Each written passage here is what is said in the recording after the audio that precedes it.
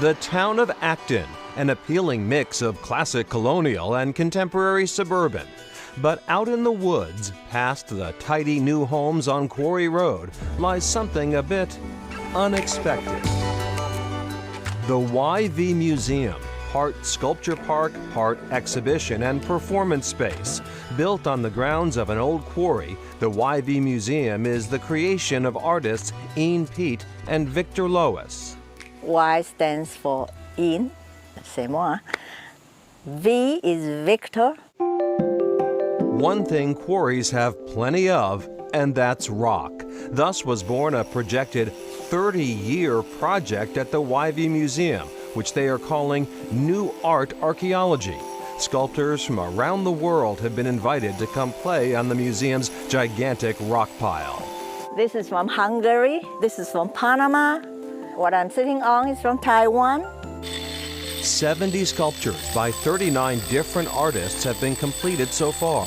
Today, Kevin Duffy is here from the faraway land of Arlington, Massachusetts. And anybody I've brought here has just been amazed. Duffy, who has already completed several pieces in this jumble, is currently working in tandem with Pete on a massive Buddha head at the top of the pile. I love that process of bringing in the light, but also pulling in the shadows as well to make something really come to life.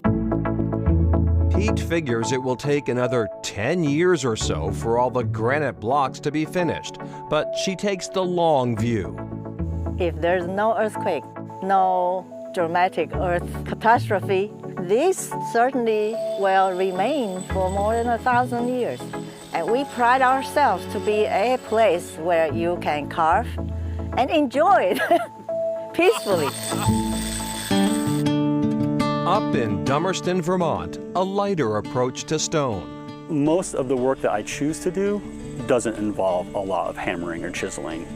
Jared Flynn is a certified master craftsman in the art of dry stone wall building, but his skills have taken him further and further afield into the realm of land art.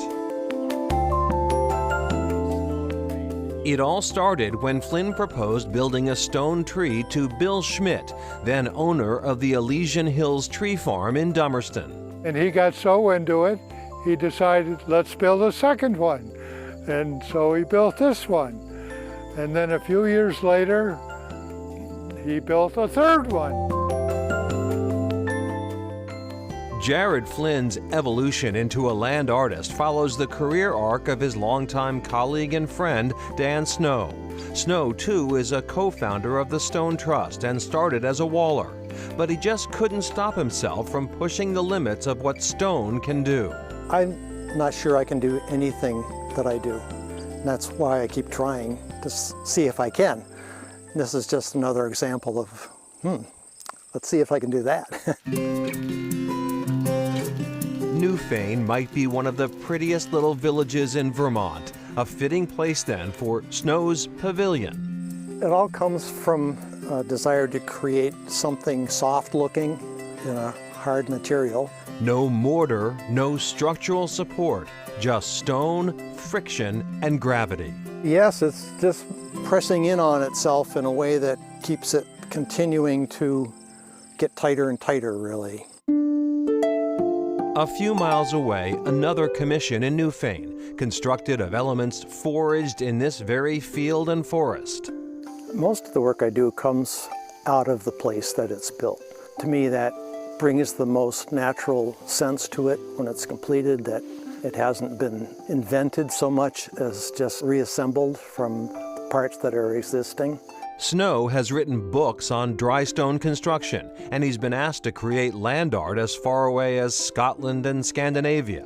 But these days he is content to stick to his native Vermont. There are, after all, more than enough rocks here to keep him busy for a long time. Every day there's something new that comes up that I feel like, oh, I was here to find out about this. And that's always exciting to me that there's more to be learned. Back to the YV Art Museum out in Acton. Visitors can make appointments to visit. As for the giant pile of granite blocks, participating sculptors must agree to two things. Their work must be figurative, not abstract, And the finished sculpture must stay at the YV, so no sneaking off with a 2-ton boulder. Still ahead, creating a tide of art by the ocean.